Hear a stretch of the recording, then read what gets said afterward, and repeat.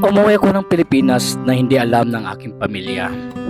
13 hours mula sa Saudi Arabia papunta ng Pilipinas. At Manila to Cebu, 1 oras kalahati ang biyahe. Pagdating ko sa bahay, mga bandang alas 9, dahil may susi naman ako sa bahay namin, kaya agad ako nakapasok dito sa aming bahay. At ito agad bumungad sa akin. Grabe, nagulat ako talaga sa aking nakita. Nagtataasan ng mga damo, mga bulaklak, at hindi ko talaga maisip na ganito ang mangyayari sa aking pamamahay o sa aking bahay. Para bang walang nakatira dito sa loob ng aking bahay.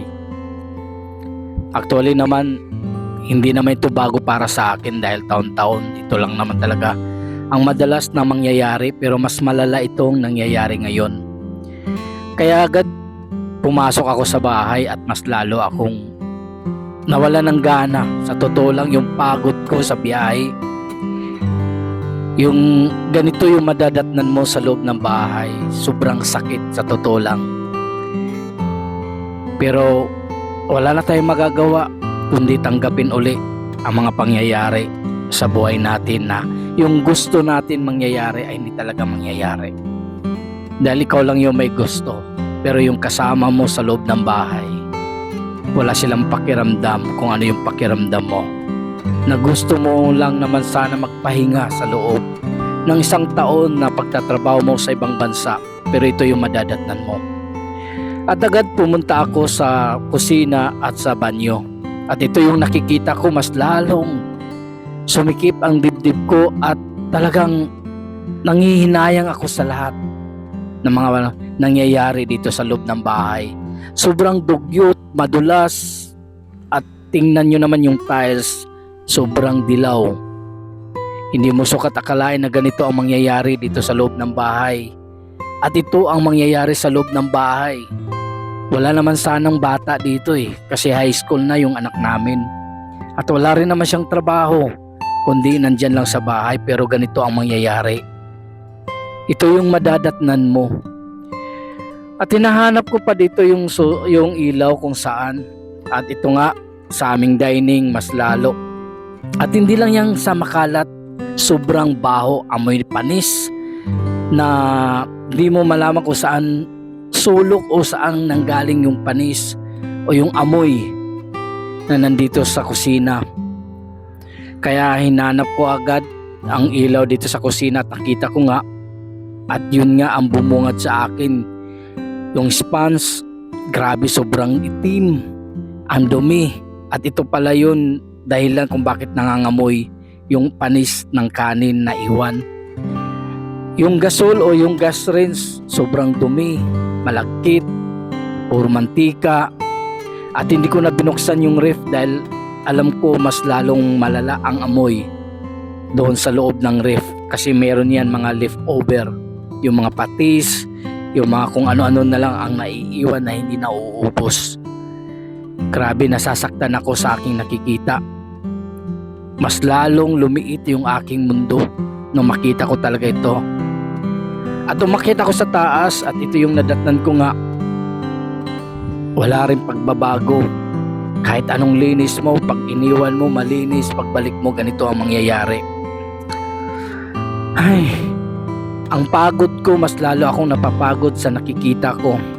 Mas lalo akong nanghihinayang doon sa mga sakripisyo na aking nagawa sa ibang bansa. At wala rin pala patutunguhan kung ganito na rin pala paulit-ulit ang mga nangyayari. Parang napakamanhid na ng mga tao dito sa loob ng bahay. Pagkatapos ko mag-video, bumalik na agad ako doon sa hotel na aking pinag-istihan dahil hindi ko talaga kinaya yung aking mga nakikita. The other day, bumalik ako at hindi pa rin nila napansin na nandito na ako sa Pilipinas. At ito, mukhang malinis na nga. Medyo may kaba na ako dito kung bakit. Dahil pambihira lang itong makikita ko ngayon na medyo may kalinisan na. Kaya agad ako nag-video dahil may kutob na ako kung ano ang mangyayari dito. Sa ganitong sit-up, malakas ang kutob ko na may mangyayari na hindi maganda. So may naiwan ng mga plato, ilang plato, baso, at iba na yung itsura. Kaya minabuti ko munang videohan ang lahat. So tinitingnan ko isa-isa at nawala na nga yung ref. Nawala na rin yung gas range. At iilan sa mga plato ang nawala, mga gamit, utensils, kaldero, rice cooker. Maraming mga nangyayari dito sa loob ng bahay pagbalik ko. Ang daming mga gamit na nawala. Kaya mas lalo akong kinukutuban na mayroon talagang hindi magandang mangyayari dito sa mga nakikita ko. At nalaman ko na iyon na nga ang nasa isip ko. Kaya pala ganito na ang sistema o ganito na yung nangyayari sa loob ng bahay. Dahil umalis na pala sila at pinagnanakaw na nila paunti-unti ang mga gamit. Yung mga kayang gamit na kaya nilang dalhin, yung mga gamit na kaya nilang buhatin, ay nabuhat na nila. Meron na pala silang plano na iwan at pagnakawan sa loob ng bahay. Lahat ng gamit na kaya nilang buhatin o kaya nilang dalhin, dinala na pala nila. Dahil marami-rami ito, alam ko babalik at babalik sila dito sa bahay na to. Hindi pa rin nila alam na nandito na ako. Kaya binidyohan ko uli. At tama nga yung pinala ko na nawala na sila dito. Mga printers, mga kung ano pa yung mga gamit na nandito ang naiwan. Yung TV na lang, yung speaker na wala dito. Iilan sa mga gamit ang talagang nadala na nila. At hindi ko alam kung saan sila nagpunta.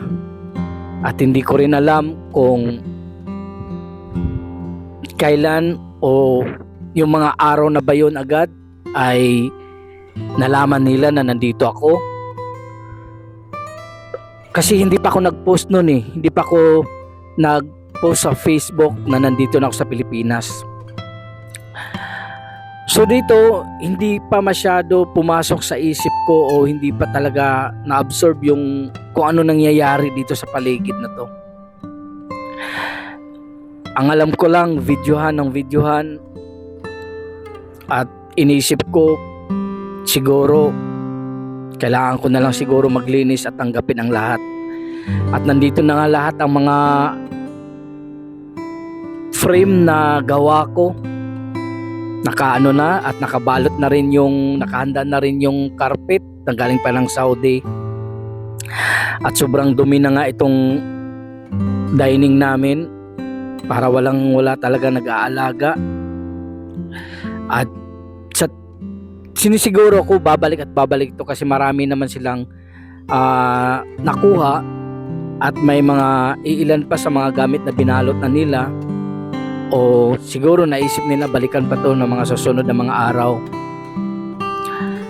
Dito pa lang nag-isip na ako kung anong dapat kong gagawin, kung hahanapin ko ba, tawagan o ano, pero hindi na. Inisip ko na lang din na nangyari na ano pa ba magagawa ko. At tanggapin na lang na yung mga tao dito sa loob ng bahay na pinagkatiwalaan mo, sila lang din pala ang maggagawa ng kalukuhan o gagawa ng pagnanakaw dito sa loob ng bahay. Di ko alam paano ko ipaliwanag, paano ko sasabihin sa inyo lahat ang mga nangyayari. Kahit sa akin, hindi ko pa rin alam kung ano ang gagawin ko. Umakyat ako sa taas dahil iniisip ko nga baka mga gamit na nandoon ay walang-wala na rin. So dito pa lang sa taas, dalawa yung kwarto namin. Yung kwarto ng anak ko at yung kwarto namin. Wala namang pinagbago dito, makalat pa rin dito sa kwarto ng anak ko, pero wala na yung mga gamit niya. Yung libro, yung mga damit niya, yung mga sapatos, yung speaker, lahat na wala na. Ang naiwan na lang dito yung kumot. Siguro babalikan din nila to. Tiningnan ko muna isa-isa kung anong meron doon sa loob ng aming drawer o ng drawer ng aking anak. At yun nga, nasilip ko nga na wala na yung damit. May mga damit na iilan na hindi na magagamit talaga ang naiiwan. Tiningnan ko isa-isa kung anong nawala. At iilan lang din ang mga nawawala. Pero okay lang yun. Dahil gamit naman yun ng anak ko na ibinigay ko. Pumunta ako sa kabilang kwarto, sa aming kwarto mismo. Yung drawer niya na urukan, wala nang gamit, wala na yung gamit niya. Wala na yung higaan at may naiwan pang foam. Yung foam na lang at may nakabalot pa, siguro babalikan din niya. Hindi pa niya nabitbit lahat talaga. Yung siguro mga importante lang yung nabitbit niya, pero nakabalot na nakahanda na. At siguro may natutulog pa dito dahil mayroon pang foam na naiwan na isa. At yung carpet hindi pa nailigpit. So pagkatapos nito, naisipan ko na paano ba at ano ba ang gagawin ko, paano ba ako magsimula uli. Nawala na sila. Pero wala akong balak na hahanapin sila, wala akong balak na tawagan sila o tanungin yung anak ko kung nasaan sila. Wala na akong balak nun dahil lutang na talaga ako. So naglilinis na ako dito sa baba. Tinanggal ko lahat ng mga kalat, niligpit ko isa-isa dahil darating ang araw, babalik na naman ako. So nilinis ko muna, sinisiguro ko muna na palitan yung padlock. At nililinis ko nga itong lababo. At sabi ko, ano ba ang dapat kong gagawin dito? Hindi ko alam kung paano ako magsimula uli. Pero sa tingin ko, kakayanin ko to na mag-isa. So hindi na ako pwede babalik doon sa tinutuluyan kong hotel. Isip ko, dito muna ako matulog, maglilinis muna ako.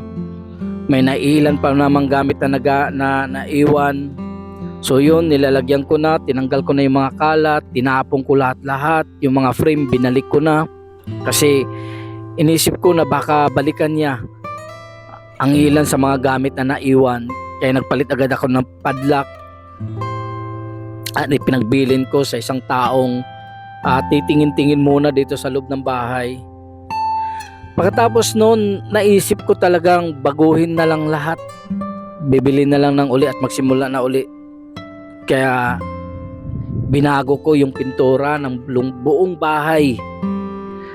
At unti-unti nilinis ko na nga. At ano pa ang magagawa ko, kailangan kong maging matatag at hindi mapanghinaan ng loob kung ano man ang nangyayari sa aming pamilya. Tanggap ko rin naman ang hindi ko lang matanggap na mismo ang pinagkatiwalaan mong tao, yun din pala ang magtraidor, magnakaw. At hindi lang yan, marami pa akong kwento kung paano nangyari at ano ang nangyayari. Isa-isahin ko lang muna sa ngayon, parang lutang pa rin ako kung anong mga nangyayari dito. Pero tulad ng sinasabi ko nga, tanggap ko na ang mga pangyayari. Ipinagdasal ko na lang na sana makayanan ko pa. Sana makarecover pa ako. Sana magagawa ko pa ng paraan. At yun nga, nagawa ko na ng paraan. Naglilinis na ako dito. Nagsimula na ako. Gumamit ako ng ibang tao. Nagbabayad ako kung sino ang willing magtanggal lahat ng mga bulaklak. Pinamigay ko na. At yun nga, nilinis ko na ang buong bakod. Ang loob, pininturahan ko na ng mas bago, mas malinis. At sa tingin ko, unti-unti ko na uli naibalik sa dati itong loob ng bahay ko. Sabi ko, darating ang araw, lahat itong mga gamit na nawawala, babalik at babalik ito. Kaya kong ibalik lahat ng mga gamit na nawala, ng mga ninakaw na mga gamit. Lahat kaya kong gawin kaya kong gawan ng paraan na maibalik lahat ng meron ako. Kaya pinagtiyagaan ko ito. Gumamit ako ng mga taong kaya kong bayaran na maglinis, magbantay, At yun nga, unti-unti bumabalik yung sigla ng bahay na kahit ako lang mag-isa, wala na akong pakialam sa mga nangyayari o sa mangyayari pa. Tinawagan ko yung kapatid ko, yung kuya ko, yung ate ko na maglinis. Binayaran ko, pinagpapinturahan ko dito. Tinanggal ko lahat ng mga gamit ng mga dumi. Tinapon ko. Sabi nga, may mga nangyayaring nawala at mayroong mga bagong darating. Kaya abangan nyo guys ang transformation ng aking bahay. At salamat Panginoon dahil binigyan mo pa rin ako ng mas matatag at mas malinaw na mga pangyayari sa buhay kung anong dapat kong gawin o mga hakbang. At ito na nga, unti-unti ko nang napabago ang loob ng bahay na kahit ako lang. Sana tuloy-tuloy na ito Lord na ibigay mo sa akin mga biyaya, kalakasan ng pag-iisip, katawan at patuloy pa rin na sa hamon ng buhay ay patuloy pa rin na lumalaban dahil naniniwala ako nandyan ka. Salamat Lord sa grasya, salamat sa mga blessings na dumating sa buhay ko. Kaya kayo, naranasan nyo man to, huwag kayong panghinaan ng loob. Kaya natin gawin lahat. At maraming salamat sa inyong panonood.